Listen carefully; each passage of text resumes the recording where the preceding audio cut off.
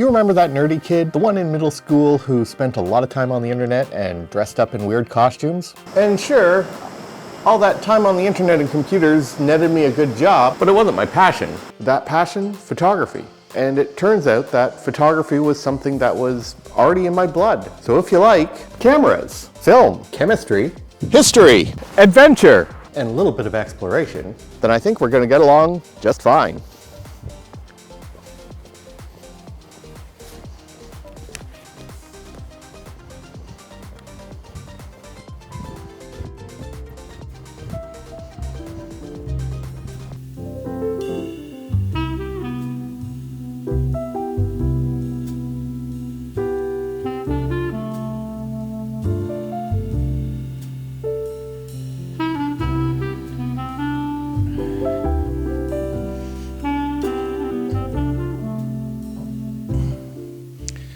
Hey there friends, welcome back to the channel. Alex Oakes here, and today I have another tier list video for you.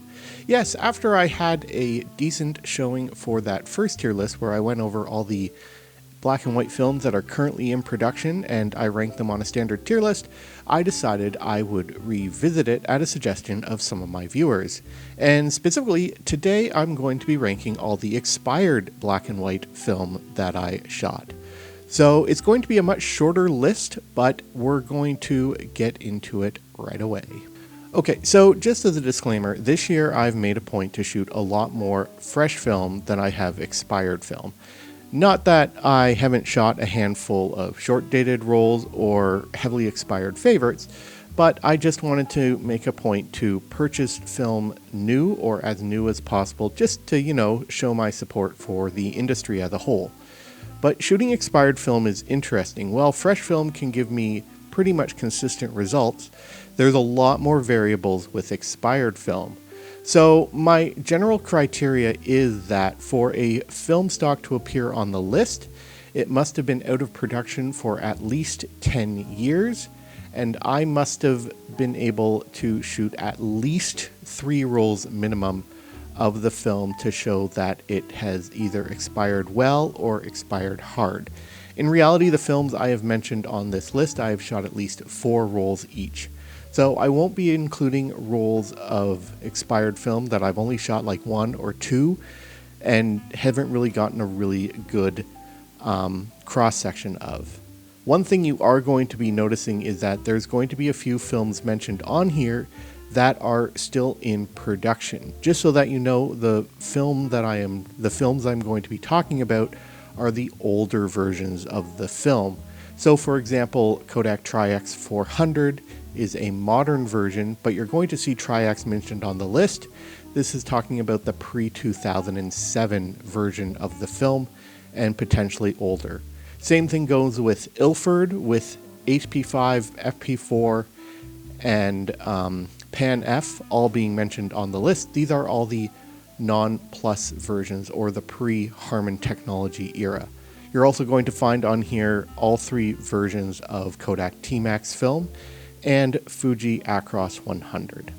Alright, so enough with that. Let's get into what the tiers mean and how I'm going to be ranking each film. Okay, so let's bring up the tier chart and I can tell you a little bit about what each tier means and how I'm putting each film up on the list, the criteria mainly. So starting off at the top with S tier, these are films that I've gotten 90 to 100% good results. I mean, I've probably had like 1 roll that was bad, but if you're buying this film, they're pretty much good to go at the box speed listed. You really don't have to make any adjustments in your developing. Next is the A tier, and this is where I've gotten 80 to 90% good results. You might have to do some adjustments for more expired versions, but all the same, you're going to get mostly good results out of these films. Coming in next at the B tier, you're looking at 70 to 80% good rolls. You are going to need to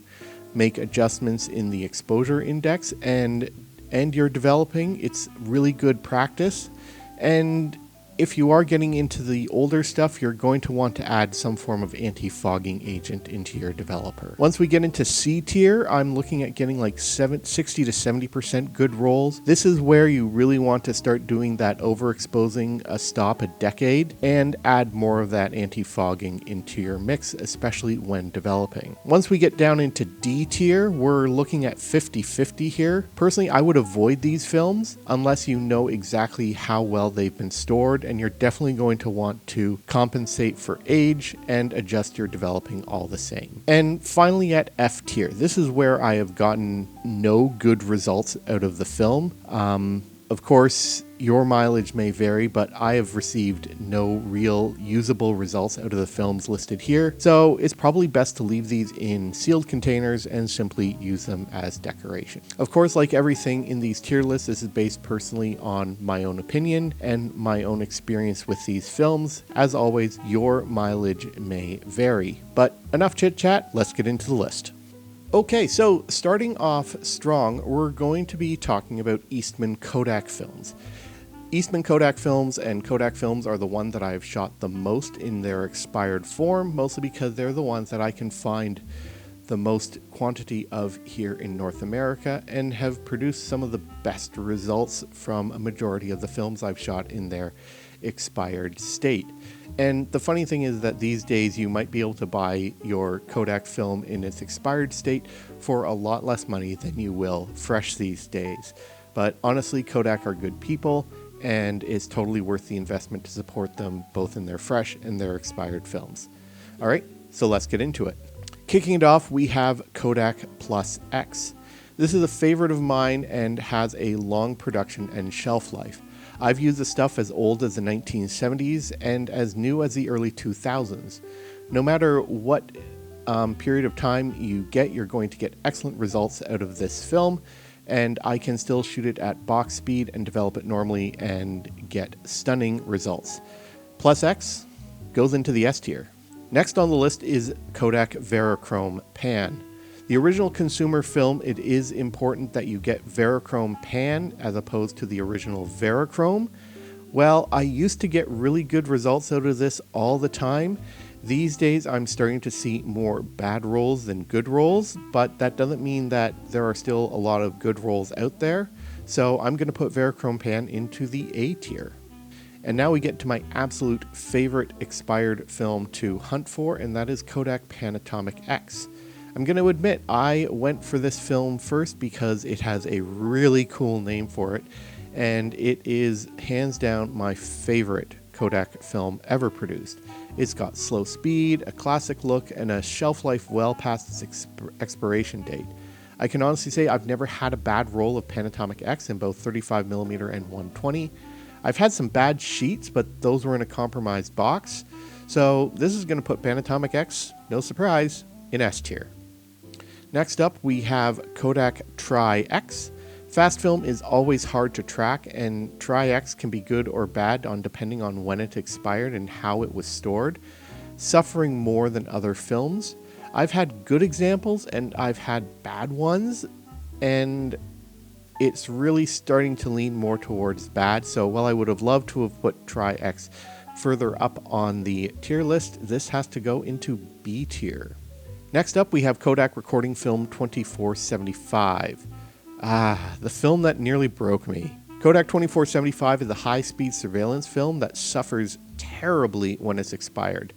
I did get some results, but the film base is foggy enough to make Cape Breton Island jealous, and it cupped so bad that scanning proved almost impossible. So, yeah, you guessed it, F tier. Next up is Kodak Technical Pan film. This is another classic slow film that's designed for technical photography, document copying, and designed for high sharpness, high contrast, and every little bit of detail. But you can only get this when you use the special technical developer. It does suffer from a bit more fogging than other Kodak films, but even in its expired state, you can still get stunning results, and not just from the Technodol developer. So, TechPan, you go into B tier. Alright, next up is Kodak T-Max 100. There is nothing wrong with shooting T-Max 100 in its expired state. As a relatively new film that came out in the 80s, you're always going to get really good results. I've shot stuff that have expired in the 1980s and 1990s at full box speed and gotten excellent results. So T-Max, it goes into S tier. Next up is T-Max 400. Well, it is a faster film, it is stable and newer. It also handles aging rather well for being a fast film. I've shot both short dated and expired stuff at box speed and have gotten excellent results, although you might want to knock it back a third or two-thirds stop for best results. So I'm going to stick this one into A tier. Alright, we're getting back into fast films, and that is T-Max 3200. Like other expired fast films, T-Max 3200 suffers from fogging and poor aging. I've shot several rolls with varying results, but have always had to overexpose it by a few stops to get really decent results. It also cups heavily when drying, so scanning can be difficult. In its short dated form, it's okay, but once you get more than 10 years old, it doesn't do too well. So I'm going to put this one into D tier. And the final Kodak film is high speed infrared, or HIE. Like other fast films, infrared films, especially fast IR films, can be fragile and suffers poorly from the effects of aging. I've shot at least 3 rolls of this stuff and have gotten 0 images out of each of them, and that is with a proper infrared filter in front of them, like one that blocks out everything below 900 nanometers. So yeah, HIE, despite being a classic one, it goes in the F tier. Alright, next manufacturer up is Fujifilm. Fujifilm is out of Japan and has a tendency to cancel films more than it releases new ones. We're also going to encounter some of our first instant black and white films in this section, so let's bring up the list as it stands and get into Fuji. Okay, so first up is Fuji Neopan SS. This is the predecessor to the famous Acros 100, and I'm sorry, but the name on this film is incredibly problematic. And well, it handles aging well. The problem is that it is not as fine grain as you would expect, and it chews through fixer like no other modern T-grain emulsion that I've encountered.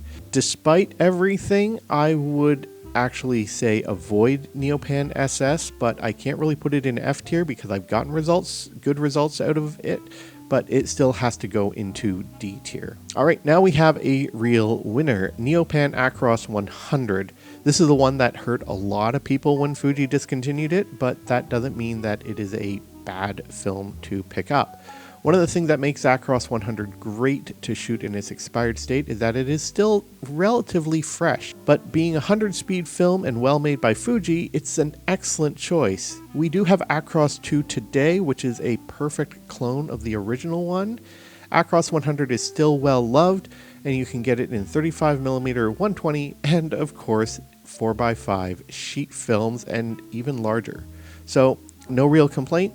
Acros 100, of course, it goes into S tier. Alright, next up is Fuji FP100B, and you always have to be cautious of instant films, and with FP100B you can still find good packs of the stuff, but there's always a chance of some sort of chemical failure, especially with aging it. So don't get stuff that is too old, and make sure you know that it's been well stored and cared for, but still be cautious. So FP100B goes into C tier. Next up is the faster option, FP3000B, and actually I preferred 3000B over 100B when it was still being produced. You're going to face the same problems as you will with bad dried chemistry, so again, you're going to have to be careful where you get the stuff, but when you do get it, despite being a faster film, it does handle aging quite decently, but unfortunately, it still has to go into C tier. Alright, next up is Fotokemika, and if you are a fan of the original Adox films, before they became Adox Photo as we know today, the original German Wonder Films, this was a company that ceased production of all their film stocks in 2012 because they were still using the original machines that produced the German Wonder Films of the 1950s.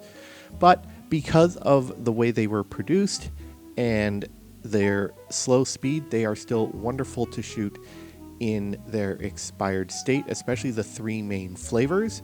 The one thing you do have to watch out for when using these Efke films is you must use a water stop bath for your developing process and to use a hardening fixer or your emulsion will just peel off. And trust me, I know quite well when I've made that mistake with a roll of the 100 speed stuff. You can also find the Efke films as the Adox CHS Art series, and it's just Adox branded stuff. So let's get in and get up that tier chart as it stands. Alright, first up is Efke 25, and while the slow speed might turn people off, this film is surprisingly accessible. It's sharp, fine-grained, and is hands down my favorite, and I really wish I could have shot more of it. And because slow speed ages well, it still looks good at full box speed, so Efke 25 goes into the S tier. Next up is the middle child, Efke 50. It's something a bit faster but equally excellent. Efke 50 also survives surprisingly well in all formats, including 120. While it is a bit more grain, it isn't bad and ended up being my favorite of all the Efke films, so it also goes into S tier. And finally, the most accessible of the group is Efke 100. Although you're going to see a bit more grain than you would normally expect from a 100 speed film, it is equally sharp. If you're looking for a modern replacement to this film, go with Adox CHS 102. So Efke 100, this also goes into S tier. And finally, we have Efke IR 820 Aura. This is another true IR film, so it needs a lot of extra care. But the only true IR film that I've actually gotten decent results out of. You're going to face heavy fogging and a lot of backing paper bleed, and you are going to need to use a IR filter. I've only used an R72 with this, so it wasn't a total failure, but your mileage may vary, so I'm going to have to put IR 820 into the D tier. Next up is another cult classic, and that is the original Agfa company. This is a company that started in Germany and eventually merged with Gevaer out of Belgium to create Agfa Gevaer. They unfortunately stopped producing their mainline films in 2006, and while they still make films that are rebadged under the Rolei and the Adox names, their original films are still available on the used market and are some of my favorites. So let's dig into the original Agfa films. Bring up the list and we'll keep going. So first up is Agfa APX25. I really like working with this film. This is an amazing, slow, sharp film and a classic black and white emulsion. There are several versions of the film out there, but with the slow speed, it handles aging well in all formats. And even in 120, it doesn't suffer from poor quality backing paper. It works well at box speed or a little bit faster or a little bit slower, so we're going to put APX25, no surprise, S tier.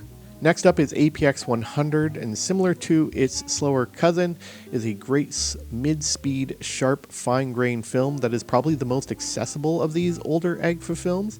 It also survives the aging process well and doesn't suffer from bad backing paper. So APX 100 also gets into the S tier. And last but not least, we have Agfa APX 400.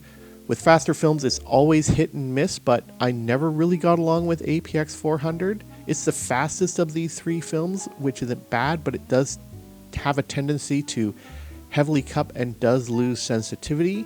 Despite this, it does do a decent job, but I'm still going to put it into B tier. All right. Next up is Ilford. This is a fantastic UK company that is still in existence and is probably one of the most forward-thinking film companies that are out there today, especially with the release of Kentmere 200 this year, and of course the Harman Photo side of things working on color films. But there is a huge back catalog of Ilford film products out there, and I've shot 3 of them in their expired pre-Harman state. They are all ones that have been since improved and are manufactured today under the same names, just with that plus designation. So let's bring up the chart and get into Ilford. Alright, first up, if you are going to be using FP4 in an expired state, I do recommend sticking to 35mm. This is for both FP4 and early production FP4 Plus. While you're going to get mostly good results out of this, I do have concerns about the older 120 film, and I've actually lost a bunch of rolls in the 120 format that expired in like the 70s. Once you get into the 80s, you're going to be much better off. So unfortunately, FP4, you're going to have to go into the B tier. Next up is HP5. Like FP4, you're going to want to use this film in 35mm only, but you are going to see some signs of aging. It's not that HP5 is a bad film. Being fast, you're going to see some of the same troubles as you do in Tri-X, and of course in 120 you're going to have backing paper issues. So balancing everything out, HP5 really ends up in B tier also. And last but not least is Pan F. I really have no problems here. This is a slow black and white film, and there are going to be some issues with 120 films in poorly stored versions.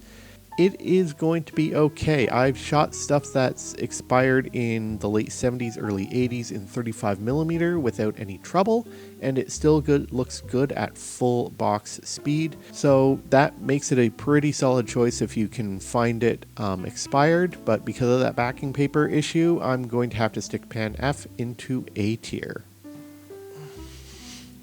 Okay, now we're getting into Hungarian films, and that's with the Forte line. And this was a company that was formed in the 1920s after a Kodak plant was nationalized. I've only shot 2 of their films before, and they're surprisingly decent, so let's really get into that, bring up the tier chart, and we can keep going. Alright, starting off with Forte Pan 100. This is actually a solid choice from the other side of the Iron Curtain. It's a bit grainier than what you might expect, but don't let that stop you, because it's a 100 speed film. It handles aging incredibly well, especially in 35mm. I can't speak to what the backing paper is like in 120, but if you're going to want to shoot this stuff, I would shoot it slightly under, maybe rated at ASA 80, and it will be okay. So I'm going to stick this one into A tier. The second one is Forte Pan 200. This wouldn't be my first choice when it comes to choosing a film stock. It proved a little bit harder to handle, and to get good results, you're going to want to shoot it already a stop over. It's a bit too mushy, but handles aging okay, so Forte Pan 200 ends up in B tier. Alright, we're down to the final 3 film stocks, and they're all from companies where I've only shot one of their film stocks in an expired form, so we're just going to get into it. Bring up the chart and let's go. First up is Orwo NP20, and this is a tough one to place because on the upside it's a slow film, so it takes the aging process well and produces fantastic images, and I'm sure if I shot this in 35mm it would have been far better than the 120 version. It does suffer from bad backing paper and a terrible smell, but don't let that stop you. NP20 I'd put into B tier. Alright, this one hurt also, and that's Polaroid Type 55. This is an iconic instant 4x5 film that is slow speed and black and white and produces wonderful results, but it is an instant film, so you're gonna face a lot of chemical issues that just cannot be overcome these days. So honestly, you're gonna end up with more failures than hit, and it pains me to say it, but Type 55 ends up in F tier. And then finally, Svema FN64. This is from the original Svema factory in Shashka, Ukraine, not the current new production stuff from Astrum. And I've shot several Svema films in their expired state, but FN64 is the one that I've shot the most, thanks to the fact that I got a whole brick of the stuff in 120. While I'm sure in 35mm this is going to be good because it's black and white and slow, being rated at ASA 64. In medium format, the backing paper does cause serious degradation, but you can still get some fun results if you like that wild experimental look. So FN64 ends up in C tier.